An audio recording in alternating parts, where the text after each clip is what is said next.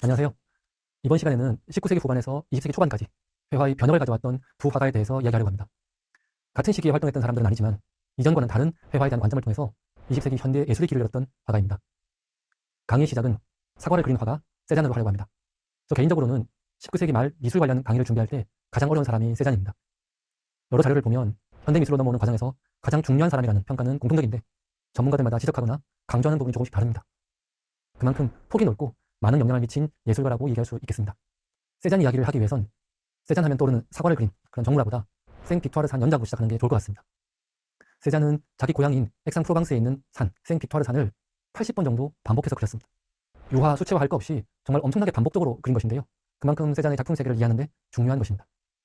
먼저 이 연작 중 몇 개를 연도순으로 보려고 합니다. 시간이 감에 따라서 세잔의 그림이 어떻게 달라지는지 유심히 보시기 바랍니다.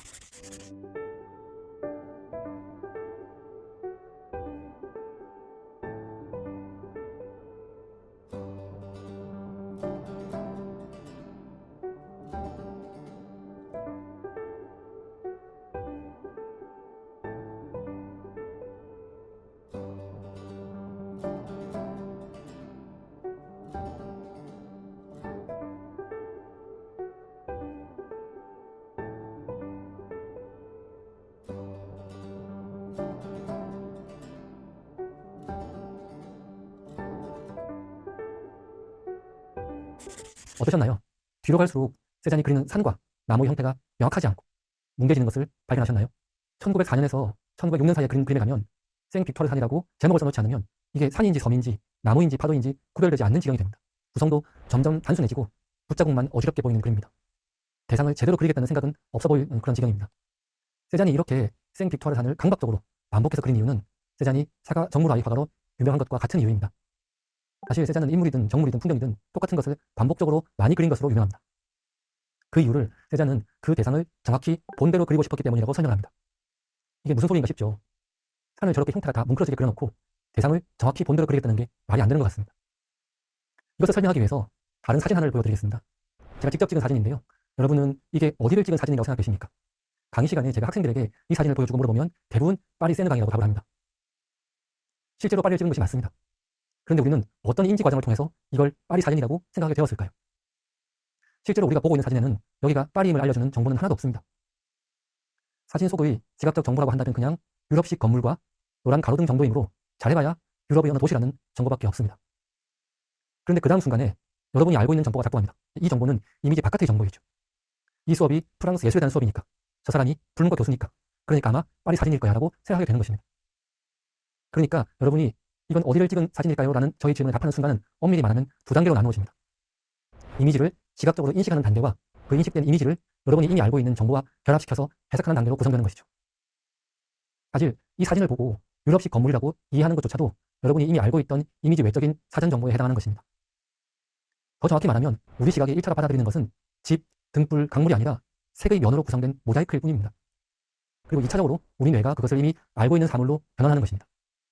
몇 년 전에 챗 GPT 등장으로 AI 바람이 불었을 때 강아지와 머핀 사진을 같이 보여주면서 이것을 AI가 구별할 수 있냐 없냐 이렇게 화제가 되었던 적이 있습니다. 그 실험도 결국은 우리 뇌가 수행하는 2차적인 변환을 까만 점과 노란 면을 보고 우리 뇌가 수행하는 강아지구나 쿠키구나 하는 그런 변환을 AI가 할 수 있는가라는 문제입니다. 그러니까 세잔이 산을 반복적으로 그린 이유는 우리 인식의 첫 번째 단계, 우리가 알고 있던 이미지 외적인 정보가 우리의 시각적 경험을 해석하기 이전의 단계, 그야말로 눈에 보이는 그대로 화폭에 담고 싶었기 때문입니다. 이것이 세잔이 말하는 보이는 그대로 그리는 것입니다. 말 그대로 우리 눈이 대상을 인지하는 그 순간을 포착하려는 것이고 우리 지각의 통제를 받기 이전의 순수한 지각적 경험을 표현하는 것입니다. 이제야 세잔이 했다는 유명한 말, 나는 내가 본 사과 하나를 그리기 위해서 먼저 내가 알고 있던 사과를 다 잊어야 했다 라는 그 유명한 말을 이제야 이해할 수 있습니다. 내가 알고 있던 사과, 그것은 내가 수많은 사과를 봤던 그 경험에 의해서 축적된 사과의 이미지입니다. 그렇지만 사실은 현실에는 없는 추상적 사과이죠. 여러 사과의 이미지가 합쳐진 것이니까요. 그건 내가 알고 있던 사과가 아니라 지금 내가 눈앞에서 직접 보고 있는 사과를 표현하고 싶다는 것이 세잔의 말의 뜻인 것입니다. 이것이 세잔이 사과를 그토록 많이 그렸던 이유이고 정물화를 통해 세잔이 실험하고 찾던 사물의 본질입니다. 이러니까 세잔이 인상파 화가들과 어울리고 함께 전시회도 했지만 사실 세잔은 채워지지 않는 부분이 있었던 것입니다. 세잔을 통해서 미술은 사물의 객관적 형태의 재현이라는 정말 오래된 교험에서 벗어나게 됩니다. 미술은 처음부터 대상을 똑같이 묘사하는 것을 중요시했습니다. 르네상스에서도 현실 속 인간을 어떻게 잘 표현할 것인지가 중요했습니다. 그러나 이제 세잔과 함께 회화는 객관적 대상을 제한하는 것이 아니라 화가의 감각이 받아들인 대로 화가가 본대로 대상을 표현하는 예술이 됩니다. 수천 년을 이어온 회화에 대한 근본적인 생각이 바뀐 것이죠. 우리 모두 세잔에게 조금씩 빚지고 있다고 했던 피카소의 말이나 후배 화가들이 모여서 세잔의 그림을 보면서 이야기하는 그런 장면을 그리고 세잔에게 바치는 찬사라는 제목을 붙인 모리스 드니의 그림이나 모두 세잔이 회화에 가져다준 선물에 대한 감사의 표현인 것입니다. 그래서 형태의 해방을 완성했던 입체파와 색채와 형태만을 표현하는 추상미술까지 세잔이 현대미술의 문을 열었다는 평가가 부족하지 않은 것입니다. 세잔이 미술을 형태의 제연으로부터 해방시키는 길을 시작했다면 피카소는 그 과업을 완성한 화가로 평가할 수 있을 것입니다. 피카소 예술사조를 잘 아시는 것처럼 입체파라고 하는데 그 시작을 알리는 그림이 아비뇽의 아가씨들입니다. 이 그림 역시 세잔처럼 객관적인 형상의 묘사에서 완전히 벗어나 있습니다. 피카소는 이 그림을 통해서 형상을 그대로 묘사한다는 서양 미술의 전통을 부정하면서 현대 미술의 길을 열었습니다. 여성의 몸이 전통적 누드의 방식과는 전혀 다르게 그려진 것 정도는 이 그림에서 가장 덜 파격적인 축에 속합니다. 여인들의 몸은 기하학적 형태로 나뉘어져 있거나 팔다리가 불분명하게 보이기도 합니다. 그리고 오른쪽 두 명의 여자의 얼굴은 사람의 얼굴이라기보다는 가면에 가깝게 보입니다. 게다가 이 두 사람의 얼굴에서 눈과 코는 삐뚤어져 있습니다. 정확히 말하자면 눈은 정면에서 본 모습이고 코는 옆에서 본 모습입니다. 아비뇽의 아가씨들이 가져온 가장 큰 혁신은 3차원의 대상을 2차원인 평면인 화폭에 표현하려고 했다는 것입니다. 입체감을 부여하기 위해서 사람의 몸이나 얼굴이나 그 외 다른 모든 요소들은 다 해체되어 재조립되고 있습니다. 우리가 르네상스 시기에 원근법을 얘기할 때 원근법은 현실 속에 있는 화가의 하나의 시점을 가정하는 것이라고 말했었습니다. 이 시점은 공간적으로 한 지점을 의미하기도 하지만 시간적으로도 한 순간을 의미합니다. 왜냐하면 인간은 한 순간에 한 시점에만 있을 수 있기 때문이죠. 그러니까 피카소가 평면 위에 입체적인 얼굴의 모습, 앞면과 옆면에서 본 모습을 동시에 표현한다는 것은 우리가 한 순간에 한 시점에만 있을 수 있다는 원칙을 벗어나는 것입니다. 원근법과 함께 만들어졌던 서양 미술의 합리적인 규범을 이제 피카소가 넘어서고 있는 것입니다. 피카소의 초기 입체파 성향을 잘 보여주는 그림이 나의 귀여운 아가씨입니다. 이 그림은 피카소가 드나들던 파리 뮤지컬의 가수 마르셀 훈베르를 그린 것인데 솔직히 사람을 그린 것인지조차도 구별하기 힘듭니다. 상상력을 발휘해서 억지로 봐준다면 위쪽에 노래하는 것 같은 모습, 아래쪽에 팔을 접은 것 같은 모습 정도를 찾아볼 수 있겠지만 사실 그렇게 형상을 찾으려고 애쓰는 것 자체가 피카소의 의도를 벗어나는 것인지도 모르겠습니다. 이 그림은 세잔의 생빅토르산 후기 작품들을 연상시킵니다. 그래서 피카소가 세잔을 그렇게 좋아했는지 모르겠습니다. 그림에서 그려지는 대상은 기하학적인 생면으로 완전히 나누어져 있습니다. 아마도 그렇게 대상을 색으로 분해하고 면으로 분석해보는 것이 이 그림의 목표였을지도 모르겠습니다. 우리가 앞서 다비드를 얘기할 때 보았던 사비니 여인의 주제를 피카소도 그렸습니다. 대상을 기하학적으로 분해하고 재조립하면서 다중적인 시점을 투영한 피카소의 특징이 잘 드러나는 작품입니다. 칼을 든 사람이나 말의 모습이 후생이나 다비드의 비장한 느낌과는 달라서 미소를 자아내기도 합니다. 피카소만의 매력을 느낄 수 있는 작품인데요. 이렇게 동일한 주제를 예술가마다 어떻게 다르게 그렸는지를 보는 것도 재미있는 일입니다. 참고로 역시 다비드 이야기를 할 때 보았던 마라의 죽음이라는 주제를 뭉크가 그린 그림도 있습니다. 절규로 유명한 뭉크만의 전혀 다른 관점에 투영되어 있으니까 이 그림은 직접 한번 찾아서 비교해보시면 재미있을 것입니다. 세잔의 뒤를 이어서 피카소가 현대예술에 새로운 길을 열어주었다고 평가하는데요.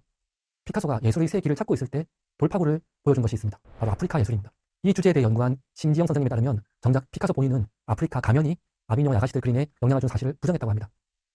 그러나 많은 학자들의 연구에 따라서 역사적이고 미학적인 영향관계가 밝혀지고 있어서 이제 그것을 부정하기는 어려울 것 같습니다.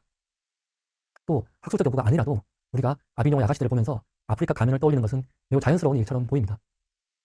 실제로 19세기 말 20세기 초 파리의 많은 예술가들은 아프리카 가면에 열광했고 그것을 아르네그르라고 불렀습니다. 19세기부터 아프리카에서 식민지 정책을 편 덕분에 아프리카 가면 같은 예술작품이 유럽 대륙에서 널리 유통되었던 것이죠. 예술가들이 아프리카 가면을 구입해서 자신의 아틀리에 걸어두거나 동료들과 함께 그것에 대해서 이야기하는 것은 흔히 볼 수 있는 일이었습니다. 색채의 혁명을 가져왔다고 평가받던 야수파의 화가 앙리 마티스에게서도 당시 아프리카 예술의 흔적을 발견할 수 있습니다. 마티스가 자신의 아내를 그린 그림은 아프리카 황족의 가면의 영향을 두드러지게 보여줍니다. 이 때문인지 아프리카에서는 피카소가 아프리카 예술을 훔쳐갔다고 말하는 경우가 종종 있었는데요. 심지영 선생님에 따르면 아프리카 대륙 최초의 피카소 전시회가 남아공에서 2006년 열렸을 때 당시 남아공 문화부 대변인이 피카소가 아프리카 예술을 훔쳐가서 세계적인 예술가가 되었다고 말했다가 해명하는 그런 소동도 있었다고 합니다. 또 현재 세계에서 가장 잘 알려진 아프리카 작가 중에 한 명인 콩고 출신의 쉐리 삼바는 아예 자신의 작품에 피카소를 등장시킵니다. 그래서 피카소가 가져간 아프리카 예술과 가면 앞에서 자신도 프랑스로 진출해야만 살아남을 수 있는 현실에 고뇌하는 그런 자신의 모습을 보여줍니다. 피카소는 르네상스 이후 서구 미술의 근본이었던 원근법과 시점의 한계를 넘어서 현대 예술의 새로운 기술을 열었다고 평가받습니다. 서구 미술을 넘어설 수 있었던 것은 아마도 서구 미술 밖에서 새로운 관점을 발견했기 때문일 것입니다. 물론 당시 예술가들이 아프리카 예술을 원시 예술, 아흐 프리미티프라고 낮춰 불렀다는 점에서 아프리카 예술을 하나의 예술로 인식하지 않는 식민주의적 관점을 그대로 받아들이는 문제는 있습니다. 그래도 이들이 다른 문화권이 보여주는 새로운 관점을 다시 서구의 제조권 안으로 가지고 들어와서 예술의 영역을 확장하고 그것으로 자신만의 예술 세계를 만들어간 것은 분명한 일입니다. 이렇게 예술은, 특히 20세기 이후의 예술은 끊임없이 예술이 아니던 것이 예술의 영역으로 들어오고 다른 문화권의 예술이 서로 침투하는 과정을 통해서 확장되는 형식으로 발전합니다. 21세기 들어 사회 전 분야에서 융합과 창의성이 매우 강조되고 있는데요. 예술에서는 이미 100년 전에 이런 융합과 경계 허물기가 가장 뜨거운 이슈였고 예술가들이 찾아낸 돌파구였습니다. 우리가 예술을 접하고 배우는 것도 바로 이런 점 때문이 아닐까 싶습니다. 이번 강의에서는 르네상스 이후 500년간 유지되었던 서구 미술을 혁신한 두 사람에 대해서 이야기했습니다. 그냥 혁신이 아니라 미술에 대한 관점 자체를 송두리째 바꿔놓은 사람들이었습니다. 세자는 사물의 본질에 대한 통찰로 회화의 새로운 길을 열었고 피카소는 형태의 규범으로부터 회화를 해방시켰습니다. 19세기 말 20세기 초 유럽은 격변의 시기를 통과하고 있었습니다. 서구 미술과 예술의 개념을 뒤흔든 예술가들은 이 시기에 계속 등장합니다. 다음 강의에서도 이어서 이 시기 예술과 문화의 격변에 대해서 이야기하겠습니다. 감사합니다.